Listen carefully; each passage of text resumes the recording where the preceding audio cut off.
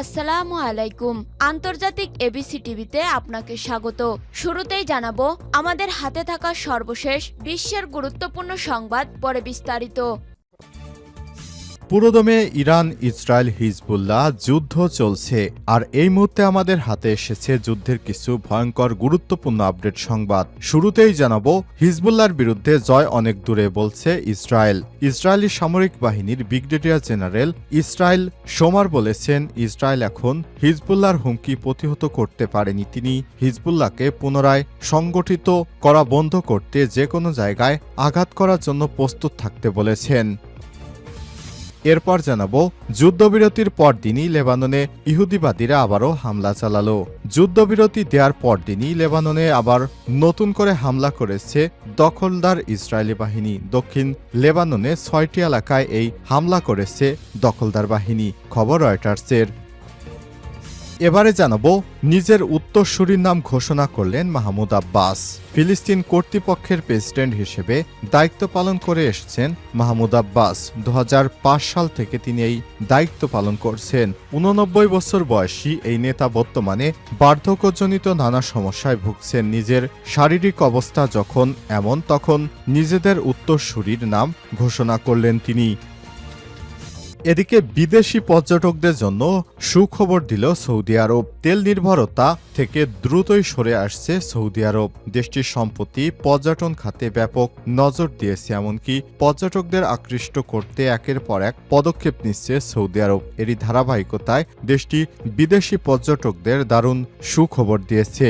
আর সংবাদ মাধ্যম আরব নিউজের এক প্রতিবেদনে সব তথ্য জানানো হয়। এবং সর্বশেষ জানাবো বাংলাদেশে গ্রেপ্তার চিন্ময় দাস ইস্যুতে ভারতের সংসদে বিবৃতি দেবেন জয়শঙ্কর। বাংলাদেশে দেশদ্রোহিতার অভিযোগে গ্রেপ্তার সম্মিলিত সনাতনী জাগরণ জোটের মুখপাত্র চিন্ময় কৃষ্ণ দাস ইস্যু নিয়ে ভারতীয় প্রধানমন্ত্রী নরেন্দ্র মোদীর সঙ্গে বৈঠক করেছেন পররাষ্ট্রমন্ত্রী এস জয়শঙ্কর। বৃহস্পতিবার অনুষ্ঠিত এই বৈঠকের পর পররাষ্ট্রমন্ত্রী লোকসভায় এ নিয়ে বিবৃতি দেবেন বলে জানা গেছে, খবর এনডিটিভি, আনন্দবাজার পত্রিকা এবং বিবিসি বাংলা। প্রিয় দর্শক, এতক্ষণ শুনছিলেন সংবাদ শিরোনাম, এবারে বিস্তারিত। তবে তার আগে বন্ধুরা অনুরোধ থাকবে এই সংবাদটিতে একটি লাইক দিন। এই চ্যানেলে আপনি নতুন হয়ে থাকলে আমাদের সংবাদটি দেখতে দেখতে চ্যানেলটি সাবস্ক্রাইব করে রাখুন। কমেন্ট করে আপনার মূল্যবান মতামত জানিয়ে দিন। আর বন্ধুরা, কমেন্ট করে জানিয়ে দিন আপনি বিশ্বের কোন দেশ থেকে বা বাংলাদেশের কোন স্থান থেকে আমাদের সংবাদটি দেখছেন এবং শুনছেন।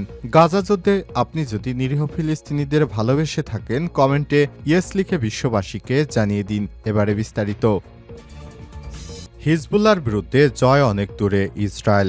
ইসরায়েলের সামরিক বাহিনীর ব্রিগেডিয়ার জেনারেল ইসরায়েল সোমার বলেছেন, ইসরায়েল এখনও হিজবুল্লাহর হুমকি প্রতিহত করতে পারেনি। তিনি হিজবুল্লাহকে পুনরায় সংগঠিত করা বন্ধ করতে যে কোনো জায়গায় আঘাত করার জন্য প্রস্তুত থাকতে বলেছেন। তিনি জানিয়েছেন, সত্য বিজয় কয়েক দশকে আসার সম্ভাবনা নেই। নিউজ আউটলেট ইসরায়েল হেমকে তিনি বলেছেন, হিজবুল্লাহর বিরুদ্ধে প্রতিরক্ষা পরীক্ষা হবে বাস্তবায়ন এবং অর্জন রক্ষা করার জন্য। তিনি আরো বলেছেন, আমাদের অবশ্যই নিশ্চিত করতে হবে যে এই হুমকি লেবাননে বা গাজায় ফিরে না আসে। যদি তা হয়, আমাদের অবশ্যই ভেতরে ঢুকে আঘাত করতে হবে। এদিকে লেবাননের দক্ষিণ অঞ্চলে ৬টি এলাকায় বৃহস্পতিবার ট্যাঙ্ক থেকে গুলিবর্ষণ শুরু করেছে দখলদার ইসরায়েলি বাহিনী। যুদ্ধবিরতির পরদিনই লেবাননে ইসরায়েলের হামলা। যুদ্ধবিরতির পরদিনই লেবাননে হামলা করেছে ইসরায়েল। বৃহস্পতিবার ২৮শে নভেম্বর দক্ষিণ লেবাননের ৬টি এলাকায় এই হামলা হয়েছে, খবর রয়টার্সের। বিষয়টি ইসরায়েলও স্বীকার করে বিবৃতি দিয়েছে। তবে তাদের দাবি, ইসরায়েলি বাহিনী এই হামলা করতে বাধ্য হয়েছে কারণ যুদ্ধবিরতির মধ্যে দক্ষিণ লেবাননের বিভিন্ন এলাকায় সন্দেহভাজন ব্যক্তিরা জড়ো হচ্ছিলেন। তাদের উপস্থিতি টের পেয়ে সাথে সাথেই হামলা চালায় নেতানিয়াহুর বাহিনী। এর মধ্য দিয়ে ইসরায়েল নয়, বরং যুদ্ধবিরতি চুক্তি লঙ্ঘন করেছে লেবাননের সশস্ত্র গোষ্ঠী হিজবুল্লাহ যোদ্ধারা। এর আগে বুধবার ইসরায়েল ও হিজবুল্লাহর মধ্যে যুদ্ধবিরতি চুক্তি কার্যকর হয়। যুক্তরাষ্ট্র ফ্রান্সের মধ্যস্থতায় এই চুক্তি করা হয়। মার্কিন প্রেসিডেন্ট জো বাইডেন যুদ্ধবিরতির ঘোষণা শান্তির আশাবাদ জানিয়েছিলেন। যুদ্ধবিরতির শর্ত অনুযায়ী দক্ষিণ লেবানন থেকে নিজেদের সেনা সরিয়ে নিতে ৬০ দিন সময় পাবে ইসরায়েলি বাহিনী। এ সময় কোনো পক্ষই এক একে অপরের উপর হামলা চালাতে পারবে না। বৃহস্পতিবার লেবাননে অবস্থান করা বাহিনী হামলা করে। এদিকে যুদ্ধবিরতি স্বস্তির নিঃশ্বাস ফেলেছে দেশটির বাসিন্দারা, পাশাপাশি নিজেদের ঘরে ফিরতে শুরু করেছেন তারা। নতুন হামলায় তাদের মধ্যে আবারও আতঙ্ক ছড়িয়ে পড়েছে। তবে ইসরায়েলি সামরিক বাহিনী লেবাননের পূর্বাঞ্চলের বাসিন্দাদের ঘরে ফেরার ব্যাপারে সতর্ক করেছেন। তবে তাদের সতর্কতা উপেক্ষা করে হাজার হাজার মানুষ দক্ষিণ লেবাননে পাড়ি দিয়েছে। লেবাননের স্পিকার নাবি বেরি বাসিন্দাদের ঘরে ফেরার আহ্বান জানিয়ে তিনি বলেছেন, আমি আপনার ঘরে ফেরার আহ্বান জানাচ্ছি। টেলিভিশনে দেয়া এক বক্তব্যকে নাবি বলেন, ধ্বংসস্তূপের উপর বসবাস করতে হলে আপনারা নিজেদের ভূমিতে ফিরে আসুন।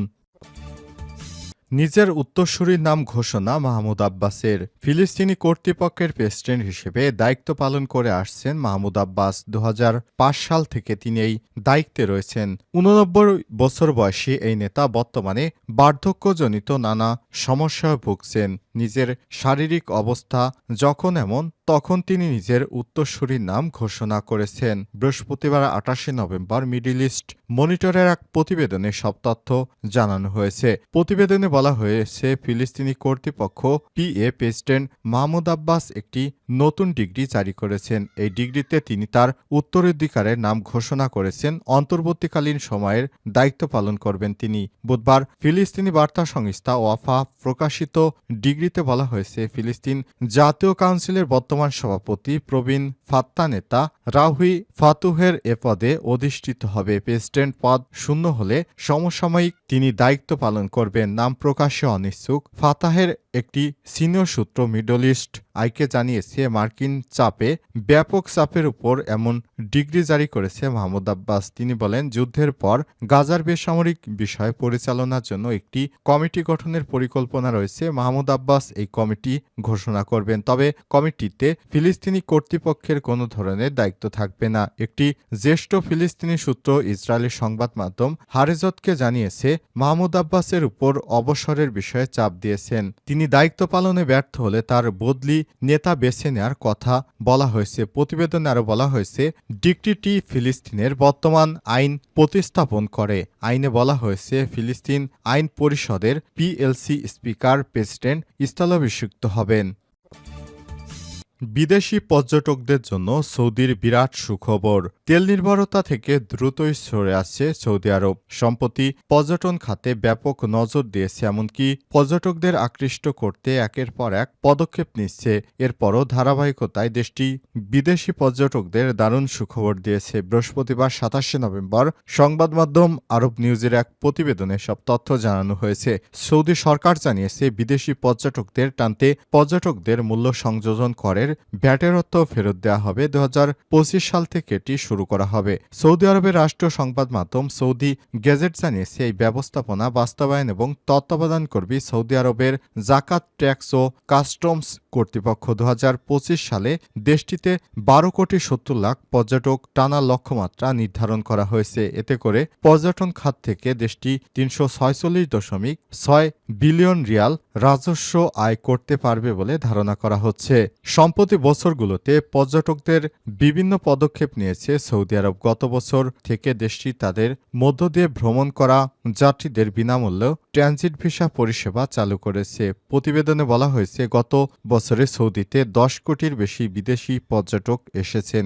দেশটির সরকার জানিয়েছে, বিশ্বের সেরা 10টি দর্শনীয় স্থানের মধ্যে জায়গা করে নিতে তারা কাজ করে যাচ্ছে। সৌদি আরবের পর্যটন মন্ত্রণালয়ের তথ্যমতে চলতি বছরের জুন পর্যন্ত দেশটিতে স্থানীয় এবং আন্তর্জাতিক প্রায় 6 কোটি পর্যটক ভ্রমণ করেছে। এর ফলে দেশটির বেসরকারি খাতের প্রবৃদ্ধি ও তেল বহির্ভূত উৎস থেকে জিডিপিতে রাজস্ব বৃদ্ধিতে অবদান রাখছে। 2024 সালে সংখ্যা 12 কোটিতে পৌঁছাতে পারে বলে ধারণা করছে দেশটির কর্তৃপক্ষ।